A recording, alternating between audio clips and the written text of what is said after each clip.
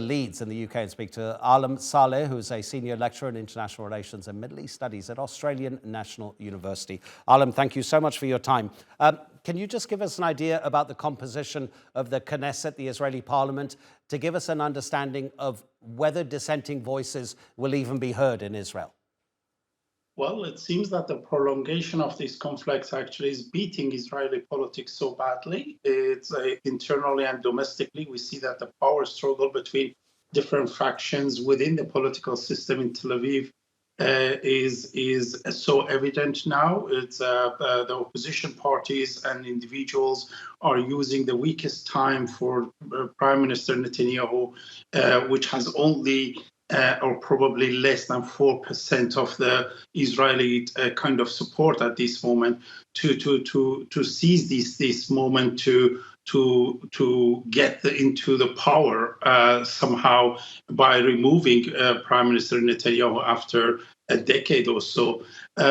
Also, we have some international pressure on Israeli politics and their approach towards the Gaza in the past few weeks or so, which also puts further and greater pressure on Prime Minister Netanyahu to resign or to eliminate its political life once and forever. Let's not forget that the division, or the widening division between different factions in Tel Aviv has been long before the October 7, and now this is the golden opportunity for the opposition parties to remove Netanyahu from the political scene in Israel. But let's not forget that removing Netanyahu will not solve any problem. The problem is the perception, Israeli perception, because who replaces Netanyahu in the future during the conflict or in the aftermath of conflict will be also an ultra-Orthodox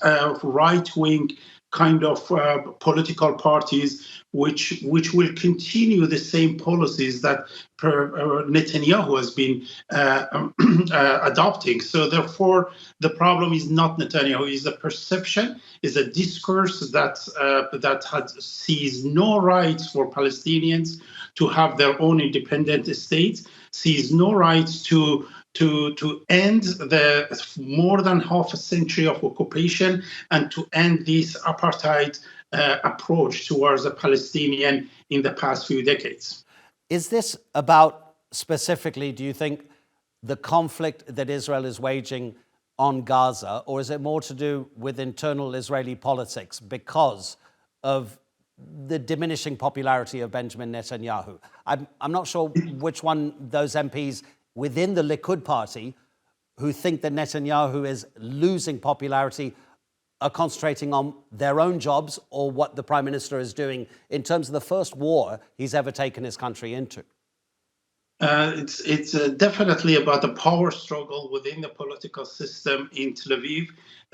This is simply because these alternatives are not necessarily introducing a better policy or kind of a different and alternative policies in solving the problem. They will do the continuation of Netanyahu's policies towards the Gaza, towards the Palestinians, towards the occupations, towards the settlers, towards the human rights violations that he has been accused of by international human rights organizations. And therefore, there is no alternative. The issue is structural.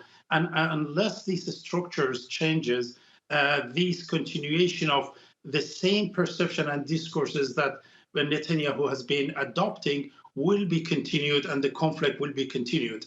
Both sides need to seek for a sustainable peace. And in so doing, they need a kind of a deep and genuine approach in peace rather than how to continue conflict. You may have seen an opinion poll which shows that many respondents actually blame Benjamin Netanyahu for the Hamas attack on October the 7th, and yet he, the country's leader, has refused to accept any responsibility at all. First of all, why would he continue to deny that, considering when something happens in, let's say, a corporation, the boss and the CEO says, okay, it was below my pay grade, but I'm the boss, so I'll take the hit?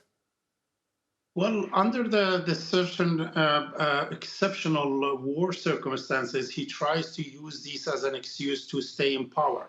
But the problem is that that these poll, although it shows that Netanyahu is very unpopular at this moment, but that doesn't necessarily mean that those people, Israelis, are looking for a better alternative to Netanyahu. Probably they will vote and they are seeking and demanding more a kind of ultra-Orthodox and more far right-wing parties to come in power to deal with Palestinian issues.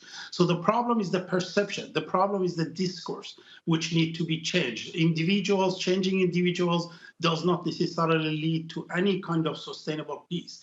It needs a changing in perception, not only in Tel Aviv, but also in the Western capital cities, including Washington, London, Paris, and Berlin, to be more critical towards Israel, or to be critical towards Israel, in changing the perception towards the Palestinians. This way of continuation of conflicts cannot be continued. The world is watching, the history is witnessing the crimes, war crimes that the West is doing nothing to solve. Alim Saleh, really appreciate your time. Thank you so much indeed.